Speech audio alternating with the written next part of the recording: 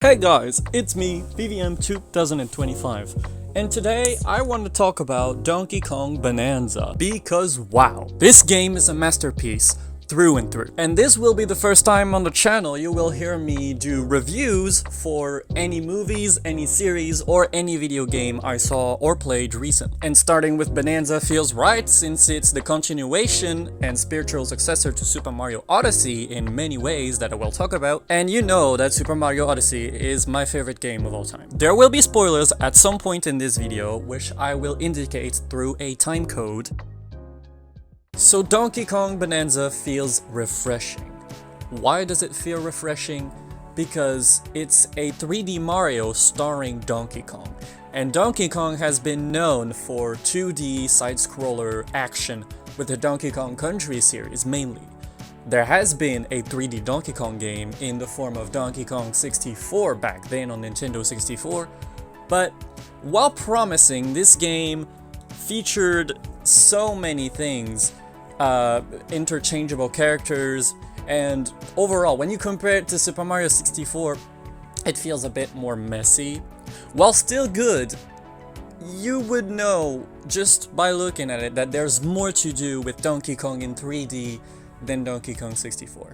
And while Donkey Kong Bananza takes elements from 64 and rearranges them in a way that works slightly better, overall it feels like a brand new experience. Starting with the game cast, which features a whole new group of villains named Voidco, composed of Void Kong the President, Poppy Kong, and Grumpy Kong. And their deal is basically going to the planet core to extract some power for themselves, but they found this 13-year-old little girl named Pauline, who seems to have this divine singing power, which only means good and teases her future that you know very well by now. And the comparisons to Super Mario Odyssey do not stop there, they're only starting. Because even in gameplay, some things that worked in Odyssey, they brought them back. But right now I'm talking story.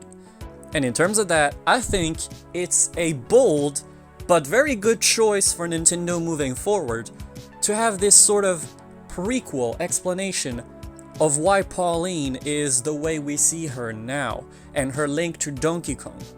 And also a very interesting strategy to have Pauline not revealed at first and to have her be this odd rock and presented in the first trailers like this Cappy style companion character. So Pauline is lost and she was turned into a rock, and it's up to you as Donkey Kong to go ahead and save her. Bring her back to the surface where she lives, New Donk City, and you're Donkey Kong. You're not the sharpest tool in the shed, as Smash Mouth would say. So what you want is bananas, first and foremost. And lo and behold, it seems that this planet revolves around bananas. And that the planet core is banana themed. Here comes this adventure, this grand odyssey, dare I say, of Donkey Kong digging this time through the planet core as deep as you can go, and different equivalent of Mario Odyssey would be kingdoms, but here there's layers, and each layer beneath the other, deeper and deeper into the planet core. And that's a nice change. That's the nice way of doing it. I always thought if they were to make an Odyssey sequel, they've already done the around the world thing. They've already done the around the planets thing with Super Mario Galaxy 1 and 2. So what could you do now with a world map as grand as Odyssey? And I never thought about digging, but I mean, yeah, it works. And it's perfect for a character with big fists like Donkey Kong. So yeah, Voidco has beef with Pauline because President Void Kong wants to use Pauline's power to access the planet root, and Pauline just wants to go home. She doesn't get why she was turned into a rock, why all of this is happening, and Donkey Kong doesn't really know either, but he's just ready to help because that's the kind heart he is. And also the promise of eating a lot of bananas. In terms of setup, in terms of tone, it works perfectly for a Nintendo game, and I think it even goes beyond that, because now when you compare Super Mario Odyssey, Odyssey flies by insanely quick. Maybe not for a casual player, but for a fan, yeah, you go straight through Odyssey in like an hour or two. But this game, I was surprised the first time we saw the world map in a way, because it's not really a world map, it's just you're digging straight down. But when I saw how far down the center of the planet was, and I could estimate roughly how much longer I have to dig down, I was like, okay, this game is gonna be longer than I thought. And that's good, because again, with Odyssey, one error I think Nintendo made with Odyssey is they've shown us all the kingdoms in trailers before the game release. Because back then there was the E3 and the Nintendo Switch 1 presentations, and they showed a lot of snippets of the Odyssey kingdoms, and us fans were just like gathering every piece of footage, trying to see, okay, so this kingdom is named that, the people in this kingdom, that's what they're called, and we knew everything about the game, to the point where there was pretty much no surprise left except the ending. Whereas Donkey Kong Bananza, I think it has to do with the fact that I'm less of a Donkey Kong fan than a Mario fan, so I was not looking around and gathering info about Donkey Kong. And while they showed some cool footage in the trailers, the majority of the game was kept a surprise. Now I will dive into gameplay. And my god, I love Odyssey's controls and gameplay and moveset, and this honestly rivals it. Now, I still miss my cap throw dives and roll off the cliff into a cap throw, all that fancy jazz, but taking a chunk of ground, tossing it, rolling, doing all those crazy Donkey Kong moves, that's satisfying. Little less satisfying because there's no cappy and you can't bounce on top, but still, like, it rivals Odyssey, seriously. And the fact that they introduced Donkey Kong whistling at the beginning of the game, and you're just like, okay, that's a fun little gimmick, that's a cute little Easter egg. And then it becomes one of the most, if not the most important part of the moveset later on when Pauline comes into play. That's just well made and well put together. They put you on track, you know what to do, and when in doubt, Pauline is there to help you out. And now comes the big part of the gameplay, the destruction mechanics. And this has to be the most detailed, beautiful, well executed destruction mechanics in a game I've ever seen. Because any puzzle, when you feel stuck, you remember you can just go, oh, this wall right there? Yeah, I could just break through it and escape the thing. Just so fun. In Odyssey, you had ways to cleverly skip the intended routes with Cappy's moveset, again. But here in Donkey Kong Bananza, it feels like pure freedom. The fact that you can smash any piece of the ground, and even just little signs. Now, I feel bad smashing the commerce of those Fractonium people. It also feels good. Like, you could just smash the sign that they spent so many hours probably setting up with all the neons and stuff, and you know, you could just Donkey Kong fist smash that. Now, the name of the game is Donkey Kong Bananza, and it feels wacky, it feels crazy, like Bananza. Don't know what you're expecting. But what is a Bananza? Well, a Bananza is a power activated once you talk to great elders and sing with Pauline and Donkey Kong's chest beats. If you go to a world where there's an ostrich elder, you gain the ostrich powers. And it's a trope in many Nintendo games to have your character suddenly transform into some grand or crazy animal or creature. Like, we literally just had that with Mario Wonder a few years ago, and Mega Cat Mario in Bowser's Fury. But with Donkey Kong, we've never had that, because Donkey Kong's always been Donkey Kong. So now we're seeing Donkey Kong as a zebra for some reason, and those feel like Mario transformations. It feels odd to have them on Donkey Kong, but also, it works. It could easily have been Mario game and Mario transformations, but then it would have lost the vibe, because you could tell that this game is a love letter to Donkey Kong, but not only Donkey Kong as the arcade game, also Donkey Kong Country, and the satisfaction of seeing old faces and all that entails. And now I will go into spoilers. You saw me segue into Donkey Kong Country, seeing old faces. If you don't want to see anything about the game and go in completely blind, I suggest you click off right now. Subscribe, comment, leave a like, share around with your friends. Any bit of support feels very much appreciated. But now I will dive into spoilers, and more particularly spoiler characters, as in Diddy Kong and Dixie Kong, which have their own layer, the Rambi Rumble race layer. And here's what I mean mean when I said this was a love letter to Donkey Kong Country in general? The references in their dialogue. Like, it's just text. There's no voice acting, there's no emotion, but you can tell they've gone through a lot together and they cherish their friendship, referencing older games like Donkey Kong Country 2 and 3, where Diddy and Dixie had to save DK. It's great to see Nintendo acknowledge this series that was made mostly by Rare. But yeah, like, there's just something about these games that felt disconnected from the rest of Mario and Yoshi and Luigi's Mansion until now, because now it feels more connected with the rest of the Mushroom Kingdom adventures. Plus, to have Diddy and Dixie be featured in what I would consider the equivalent of Chevarian Race in Mario Odyssey, to have this race minigame which kind of breaks the story just for a little bit, but also is just a burst of fun while you were already having fun. And it's wild, it's very interesting in the way it works, because you wouldn't expect the rainbow flying material to come into play until it does. And it does wonderfully, mixing flawlessly with Rambi's already great racing ability. And now, talking spoilers, we can't talk about returning characters without mentioning King K. Rool. Because yes, the Croc King is back, and the way they brought him back is just craziness. This whole ending, when you compare now to Super Mario Odyssey, basically nothing happened in Odyssey. Here you have, I don't know how many fake out endings, and when you think it's over, it's never over. Because there's this crazy fake out credit sequence, which is a reference to Donkey Kong Country 1. And then while you're going back to the surface on this weirdly shaped banana elevator, you just never get to rest, because there's another phase to the boss fight you thought you killed. Not to mention the fact that the surface is New Donk City, which is not a surprise, but it feels good to see. And yeah, this is a broader, bigger New Donk City than in Odyssey. And you see it, you're happy, and then BAM! Overtaken by lava and K. Rool. And you don't even have time to take it in that this is a broader, new version of New Donk City. And it turns into this chaotic finale where you have to switch between all the skills that you learned along the way. You have to effortlessly juggle between all the bonanzas and try to survive the rising lava. It has this crazy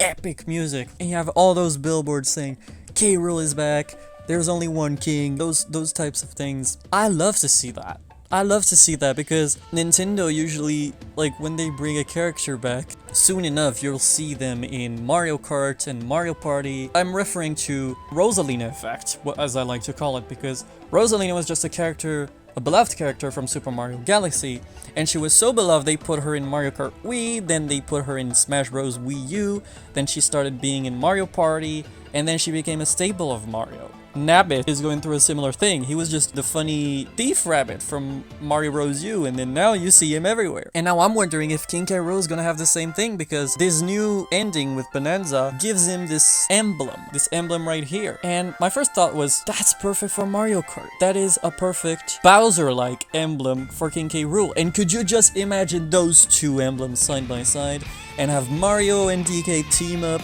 against Bowser and K. Rool? Now that would be a platformer to look out for. But man, K. Rool coming back strong. We've never seen him have these Bowser-like transformations, and here he goes with 2 consecutive transformations, with this gold one and King K. Rool King of Rot. Yeah, it was not easy. And I'm happy for once, because Nintendo usually, the bosses, at least in Mario games, they tend to be very easy. Hit the boss on the head 3 times and voila, that's it. But here, it depends on how you use your fists, because you can either go quickly and kill the boss quickly, or take your time and juggle between bonanzas, so you have freedom even in boss fights. As final part of this spoiler section, I want to talk about the implications and the link to Super Mario Odyssey, confirming that this game is indeed a prequel to Super Mario Odyssey and all the Mario games that come after, because Pauline says a couple times in dialogue that she has a grandmother. Later in the game, you unlock this lady's dress, and as you know, if you're a Mario fan, Lady is the lady in the Donkey Kong arcade game. But this Donkey Kong is just Cranky Kong in his youth. So when Bananza was announced and we saw that Pauline was 13 years old, we were like, that doesn't make sense in terms of timeline, because if Cranky Kong is in Bananza, then why the hell is Pauline 13 years old? What is going on? And they fixed the thing by saying that basically Lady and Cranky Kong are grandparents of the current DK and Pauline, which would make the jumpy guy in DK Arcade not Mario. That's a story for another day. I'm sure many YouTubers have talked about this already, which is why I'm not going to talk about it. I think it's very clever how Odyssey was clearly put as Bananza's sequel, as the next adventure where you can meet Pauline. That was it for the spoiler section. Now I will go into some details and minor things that I noticed and liked about the game. Now first of all, contrary to what you may think, two-player mode is really good. Like, I have a mother who's not good with hand-eye coordination when it comes to video games and controllers, and she was able to pick up right away and help me when I said, you know, we could try Donkey Kong Bananza 2-player. It's simple, you're just playing this little girl Pauline on Donkey Kong's shoulders, and she liked it right away, and I had a good time with my mother playing Donkey Kong Bananza. So many said it would be useless, and you would rather play as Diddy Kong and have the same moveset as DK with a split screen, and you could destroy walls of rocks together. But first of all, Diddy is not that strong, and he would probably do it with a coconut gun that fires in spurts. But you don't need it to be overcomplicated. This buddy type of two-player mode, which I like to call, has been present in Bowser's Fury, Mario Galaxy. While it could feel lazy, like, it works. You still have teamwork at play with your buddy. You can coordinate and collaborate on the level and have fun doing it. You don't need to give the second player exactly the same moveset. And the shining star of this type of two-player gameplay is recently Nintendo added Game Share on Nintendo Switch 2, and that means that you can still play two-player with an old Nintendo Switch 1, and that's what I did with my mom. She had Nintendo Switch 1, I had Nintendo Switch 2 with DK, and with Game Share you can just share the game, and she can still play Donkey Kong Bananza on a Nintendo Switch 1 screen as Pauline, and it felt so much fun. And that's only allowed by the fact that player 2 isn't a Luigi clone type character. And I'm not calling Luigi a clone, I'm just saying you can still have good times and collaboration with your buddies even if they don't have the same moveset as you and they're just a little helper. Another thing I want to talk about, Amiibo, because this is unfortunately one of the cons of the game. Because yeah, it's not only pros, there is cons, and I feel like Amiibo could have been used in a better way. Now the figure and sculpt is wonderful, don't get me wrong, but in-game functionality? That might be the subject of an upcoming video where I'll talk about how Amiibo unfortunately feels like it's kind of the end, isn't it? Because they've been with us since the Wii U. They were here at the time where you had Toys to Life, had a complete boom with Disney Infinity, Skylanders, Lego Dimensions and all that. And now only Amiibo survived. Yeah, they're cool collectibles, but they no longer do anything substantial in the game. You could have done something like in Yoshi's Woolly World, where you have color schemes based on the character you just scanned, but here, instead, you know what the Amiibo does in Donkey Kong Bananza? It gives you a rock that you can throw. Just a rock. Do whatever you want with it. And if it's a Donkey Kong Amiibo, like, you get the Kong letters, like in the Donkey Kong Country levels. One thing they did not underwhelm with, cosmetics. Seeing Donkey Kong in those wacky colors is fun. And the Pauline outfits, there's so many looks you can pull off. I still feel like Mario's wardrobe in Odyssey is superior. There was not only references, but also outfits you would not expect seeing Mario wear. Whereas here it's to be expected, you know, Donkey Kong in blue jeans, Donkey Kong in orange jeans. You don't usually see him in jeans at all, but it's not out of the ordinary like Mario in Peach's wedding dress or a zombie Mario. And now my final point will be about this side mode you can find in the title screen, DK Artist. By the press of the plus button, you're transported to this side mode where you're given a rock in many shapes. You can cycle through the shapes and you can do whatever you want with it. You can sculpt it, you can add on to it, you can color it, paint it. You're free to create whatever your heart desires, but it's still very limited, and that's good. That's what makes it authentic and what ties it to Donkey Kong, because even though you are the one thinking of the creation, it feels like the one executing it is Donkey Kong. With his fists, his hands, He's smashing the rocks, he's painting with the materials at his disposal. It feels like it's him doing the sculpture. Not to mention that this mode makes brilliant use of the Nintendo Switch 2 mouse controls, and it takes some getting used to at first, but you'll get the hang of it very quickly. Overall, DK Artist is a nice bonus to the already packed Donkey Kong Bananza, and it's a feature they could have easily scrapped, but the fact that it's here adds some personality to the game, and I'll call it the cherry on top of the banana flavored cake. Thank you for watching this review. I hope this will help you in your decision of trying out this new Donkey Kong game. Now you do have to pay the price for Nintendo Switch 2, which is something else, but what can I say? Nintendo is Nintendo. But yeah, if you want to play Donkey Kong Bananza, go for it. It is an unforgettable experience. You will have all the fun in the world, and you will discover or rediscover such an amazing franchise. I wish you a wonderful day, wonderful night, wherever you live in the world. Eat some of those healthy bananas, and I'll see you next time. Take care!